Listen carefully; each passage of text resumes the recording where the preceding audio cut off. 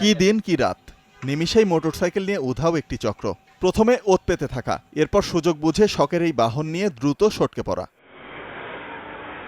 নড়াইল শহরের বিভিন্ন গুরুত্বপূর্ণ স্থান থেকে এভাবেই প্রতিনিয়ত চুরি হচ্ছে মোটরসাইকেল। জেলা প্রশাসকের কার্যালয়, সদর হাসপাতাল, জনবহুল মার্কেট কিংবা বাসাবাড়ি, বাদ যাচ্ছে না কোথাও। মুহূর্তেই তালা ভেঙে মোটরসাইকেল নিয়ে পালিয়ে যাচ্ছে চোরচক্রের সদস্যরা। আমার মোটরসাইকেলটা লক দিয়ে দ্রুত অজুখানায় অজু করে জামাতে দাঁড়ায় যাই। যাওয়ার পরে আমি 2 রাকাত ফরজ নামাজ হয়েছে হওয়ার মধ্যে দিয়ে এর মধ্যে আমার মোটরসাইকেলটা বেকাটাটা শব্দ হওয়ার পরে টান দিয়ে নিয়ে চলে যায়। আমি ভিক্টোরিয়া স্পেশাল হাসপাতালের সামনে গাড়িটা রেখে প্রতিষ্ঠানের ভিতরে যাই।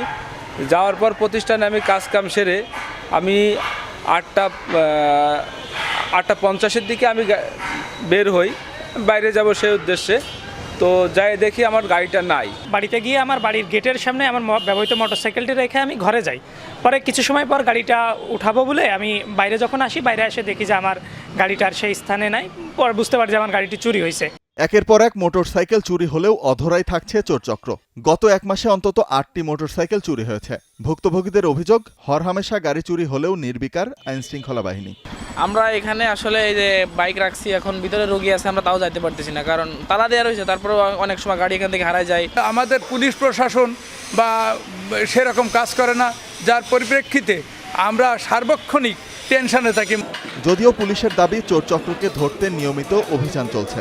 আমাদের তৎপরতা চলমান আছে। আমরা অনেকগুলো বলছি, আমরা অনেকগুলো ডিটেকশন করেছি এবং অপরাধ যেমন সংগঠিত হতে থাকে, আমাদের তৎপরতাও এটি চলমান থাকে। আমরা চলমান আছে আমাদের কার্যক্রম, এবং আমরা যেগুলো ডিটেকশন করেছি এবং যেগুলো বাকি আছে এগুলো পর্যায়ক্রমে আমার ডিটেকশনের আওতায় চলে আসবে।